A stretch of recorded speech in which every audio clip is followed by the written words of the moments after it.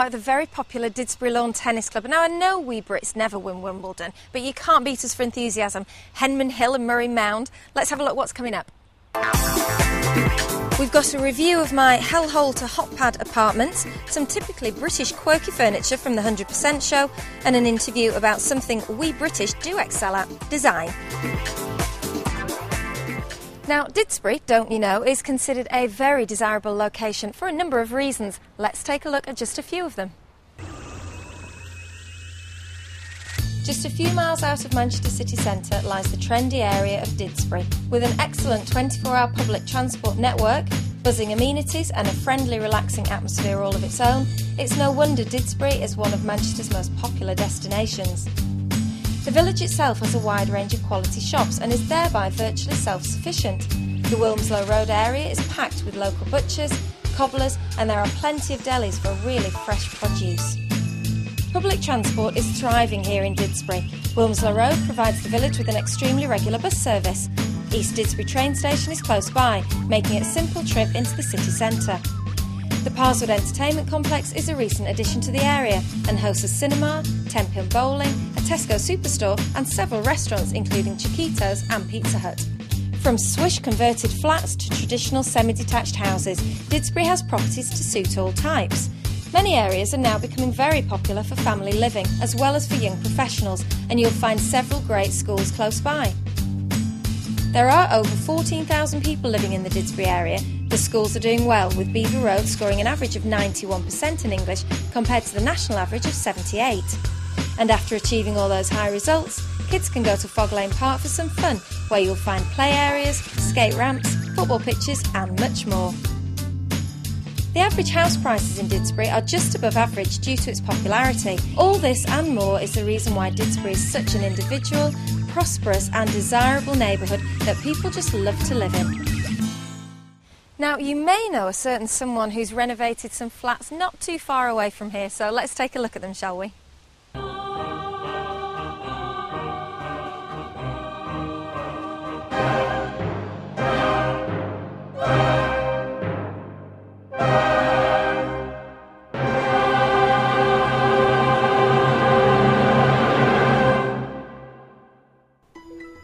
It's often the case when you're refurbing properties that you have to have a bit of a compromise, and here's a good example.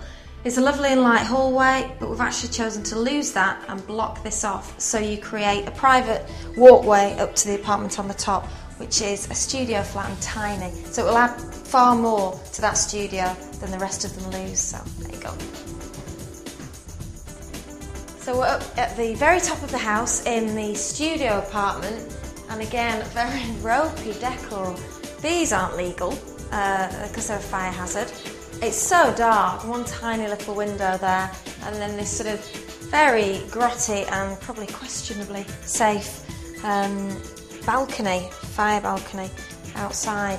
So this is going to be transformed into a one-bed apartment. This is going to be the living area. We'll knock through to the kitchen on the other side, which I'll show you. And a little bit of this room will be stolen by a bedroom, which we'll put over on there. So it's hard to imagine, isn't it, really? So I do keep saying that walls are coming down, but it's a bit of a favourite thing of mine to do. That wall is just a partition, so that's going to come down, incorporating the living area here into this very grotty kitchen.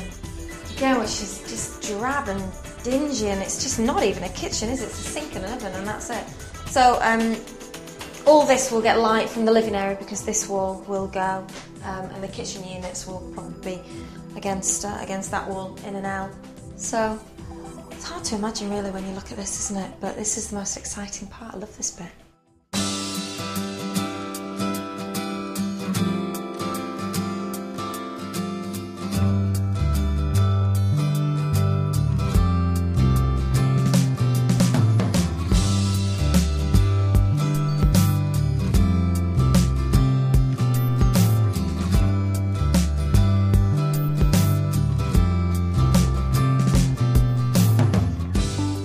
So this is flat number 3 on the top floor, our penthouse, and it's just been a transformation. It's such a light and airy flat now compared to the dingy studio that it was.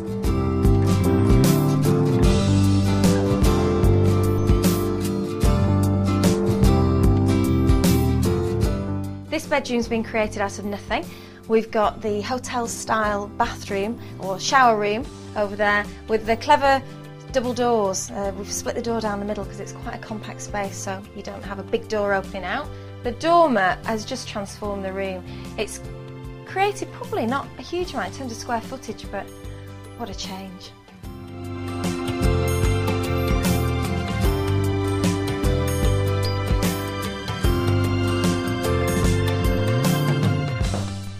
Now this apartment really has been transformed from a dingy studio. There was a wall behind me and the kitchen was on the other side, and then this was the bedroom come living room.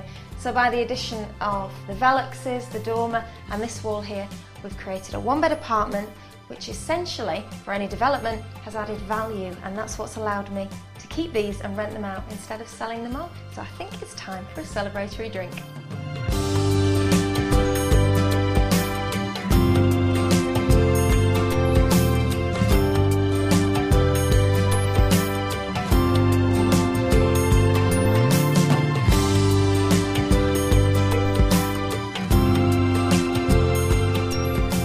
And the tenants love them, I'm pleased to say. Well, innovation is another thing that we Brits excel at, as we found out down at the 100% Design Show.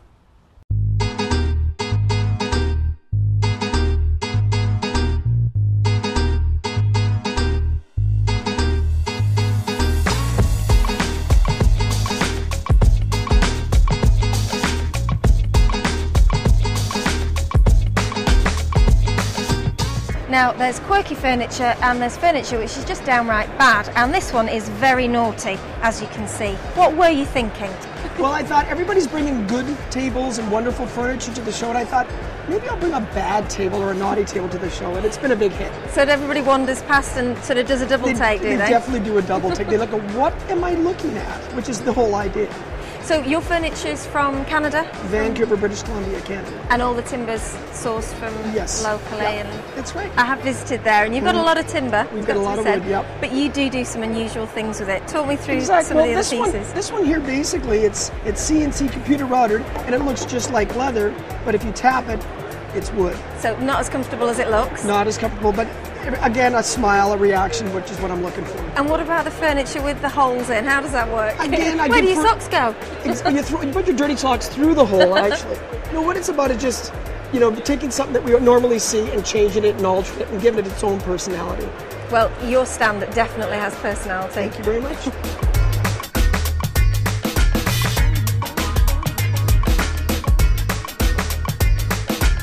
Alex, I've just been looking at a very naughty table, but your piece is something completely different. It's quirky, but in quite a poignant way. Talk me through it. This piece is based on 1950s furniture and how 1950s designers used design to relate to cultural problems. So this piece of furniture, although it's got the 1950s look, it really taps into a problem of today, which is divorce. So you can saw the cabinet in half if you do get divorced. It has drop-down legs, so it can be supported. So the idea is to buy this as a couple. It's a beautiful piece of furniture that you both love. But if, heaven forbid, anything goes wrong, do you get the saw with the furniture? You do, the saw comes included. Buy the sideboard and you get a saw free? Yes. So any problems, straight down the middle, legs drop, and you both go your separate ways? Yes, and the marking is there to show that you have been divorced, you've been through this hurtful time. So the emotional scarring as the scarred cabinet goes hand in hand. Well, it's so lovely. I hope it always stays in one piece. Thanks for chatting to us. Thank you. So, James, you finished your degree this year and you've been a bit of a success, I believe. Yeah, I won the 100% Design Award at New Designers earlier this year from 4,000 graduates. And I was looking at creating a space-saving device to create an entire dining room rather than just a fold-away table. I thought you still got chairs kicking around, so I wanted to provide the benches and the table. And I wanted it all to fold away to be as flat as possible. So my main inspiration for it was looking at pop-up books, like children's pop-up books, and it kind of gave quite a playful element to the design. And it is fun, isn't it? I mean, it's incredibly practical, but it's also very fun. I wanted it to be practical and fun. With many of my designs, I try to keep kind of a fun element to them, or kind of a light-heartedness with them. And what about production? Are you selling this on the market at the minute, or are you looking? I'm currently looking for a manufacturer. At this show at 100%. I've been speaking to a couple of manufacturers. Well, going to start looking for a manufacturer more like. Well, if you get it on the market as a landlady, which I am, I'd certainly consider buying one. It's amazing. I wish you every success with it. Thank you very much.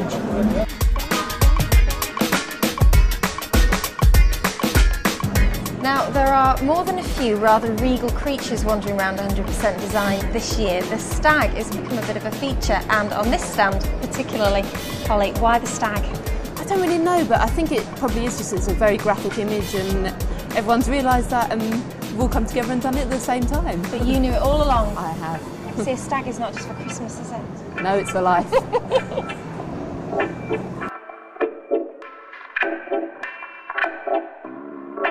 And not only do we have stags, but we have mummy deer, and we have baby deer. Wouldn't it be lovely to be allowed to be creative all of the time? But you know, when you get creative, first of all, you have to get a little bit messy.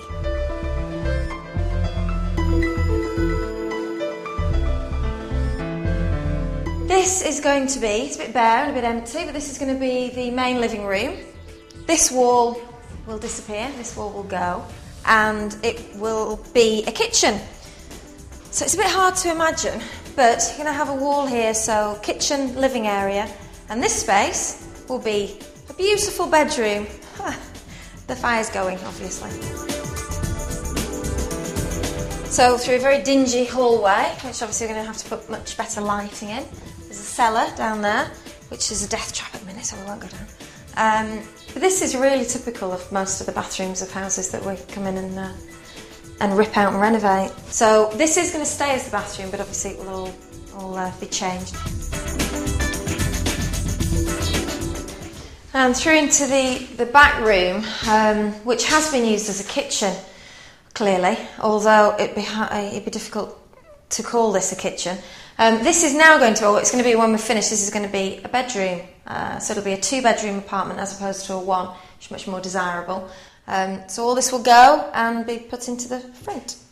It doesn't look very interesting, this wall, but you can tell by the hearth that there will be a really substantial fireplace behind there, or an opening for a fireplace. So when this comes off, it may well, I mean, sometimes they literally, in fact, you can feel on the wall in the old plaster that that's the arch. There'll be a huge feature fireplace, which would be lovely. If this is a bedroom, it'd be a really, really nice feature. So we'll have to open that up.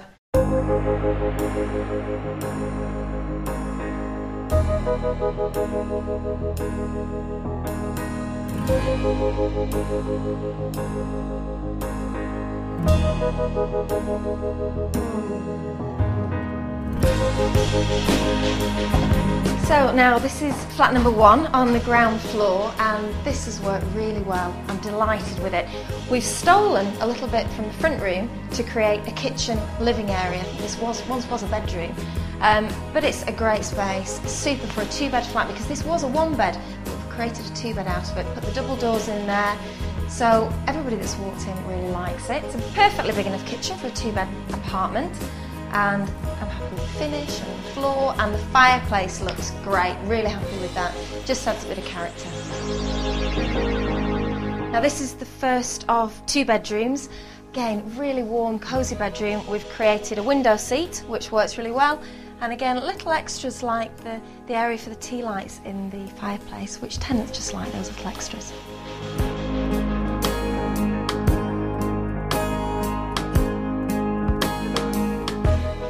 Well, the bathroom has stayed where it was, but looks fab now, and this room, hard to believe it was a kitchen, with a stunning decadent black wallpaper and this great dressing area, which was just a flat wall, but we kind of knew that this hole was here.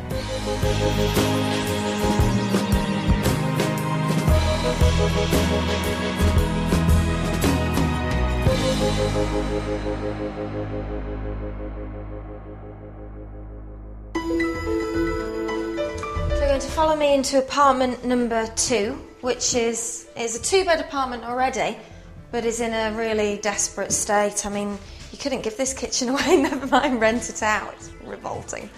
The kitchen actually is going to stay where it is in terms of the layout of the apartment, but this wall is going to go, and it will be one large kitchen, dining and living area, so it'll be joined in with this room, which was once a bedroom. This will be a bedroom. We'll have to create a corridor which runs down here, so you can get access to the bathroom and also to the second bedroom from the living and dining areas. And then through into the second bedroom at the back. What I'd like to do, which is with planning at the minute, is to put double doors here, build up the garage, so you can open the doors out from this bedroom and walk out onto a big external terrace area, which would be really beautiful because it's south facing. But that's dependent on planning, so fingers crossed.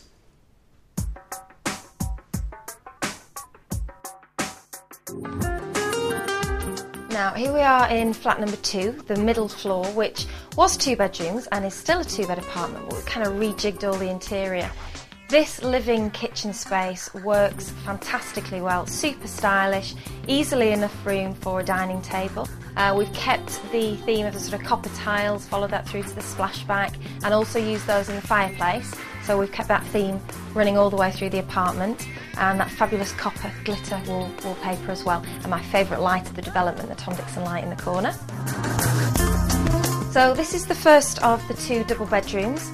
We've kept the theme of the warm walnut timber running all the way through the development, and you've got great space. The tenants requested a desk, so he can sit here in the window doing his work. The bathroom in this apartment is compact because we had to pinch a bit for the hallway through into the second bedroom, but it's beautiful. It's very hotel style with the limestone tiles. We had to be a little bit clever with this bathroom because it is quite compact, so we fitted a corner WC, so you get that little bit of extra space, a little trick for you. And also we've recessed the glass shelves into the tiles, so you can see that's another clever trick. So we go through now into the second double bedroom at the rear of the apartment. This is fabulous because you can walk out from this bedroom through the patio doors onto your own private terrace. There's space for a triple wardrobe, again in walnut, so that's heaps of storage, and you've got a little shelf created next to the bed, next to the fireplace again with the open brick, and this is another great bedroom.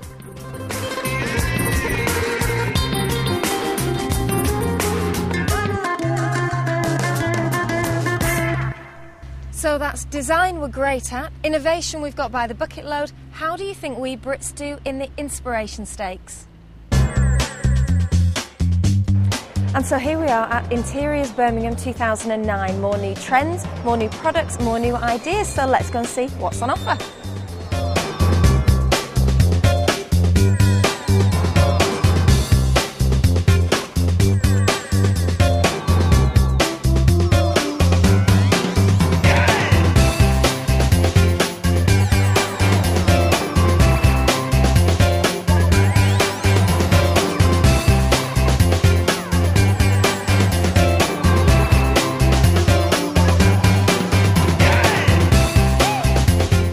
Well, Piers, it's lovely to see you again. It's nice to be back in Birmingham. What do you think is different this year? For us, I think we've put together a better show. We learnt the lessons from doing our first ever trade show stand last year and came back with something that's proven to be far more inviting for people, and we're really, really thrilled with the way it's gone. It's a mixture of student work and established designers, isn't it? Yes, it's running right the way through that gamut. At one level, you've got creatives starting out in their career doing, as you would expect, very conceptual work as they're finding their way through that, and wondering how to bring that to market or bring what they have to market. And at the same time, we've mixed in some of the finest British furniture manufacturers and designers at the moment. So with SCP and Urkel, with a focus on Russell Pinch's work and Alex Hellam's work, and Timorous Beasties, of course, with some of the wallpapers such I've as seen these. the sofa down there, it's fabulous, isn't it? Well, that was one of the things that we're able to do and which we enjoy doing, was putting Timorous Beasties in touch with Urkel.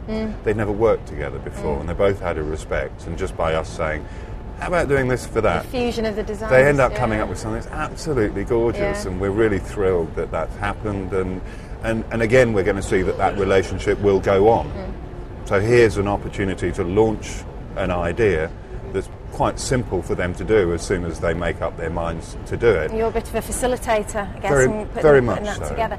How do you think, I've got a question for you. Okay. The credit crunch is affecting everybody. I mean, I've spoken to lots of furniture companies. Sure. But from a creative perspective, how do you view it? What's your feeling? Well, at one level, it's going to result in people squeezing budgets, and in the past, creativity has been one of the budgets squeezed out of the mix. I think this time, though, differentiating yourself within the marketplace becomes even more vital. And my feeling is that unless you're involving creativity in some way, then you're going to be part of a great big mass of things that's just going to become less and less relevant.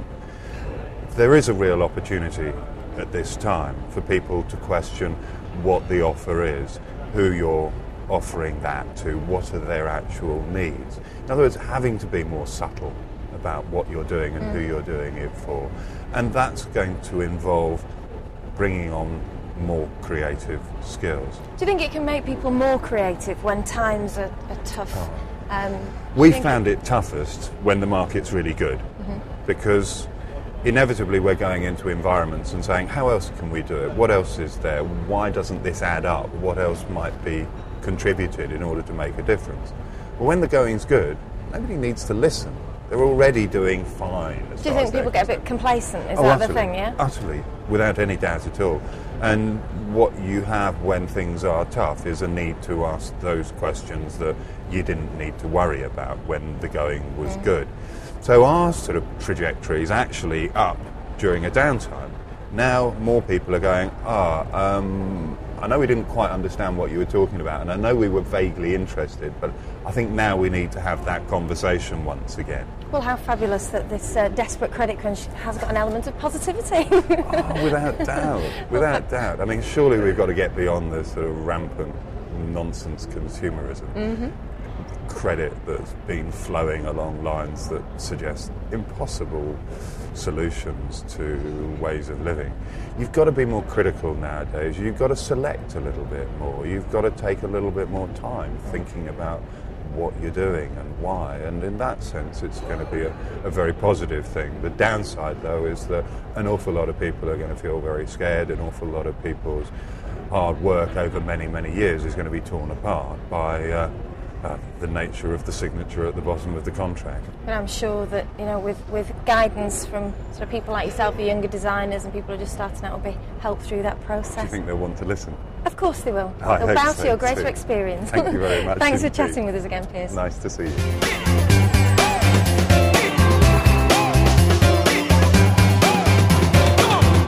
So there you go, we've aced you again with another great show. Remember, you can watch us again at channelm.co.uk, and I'll see you next time.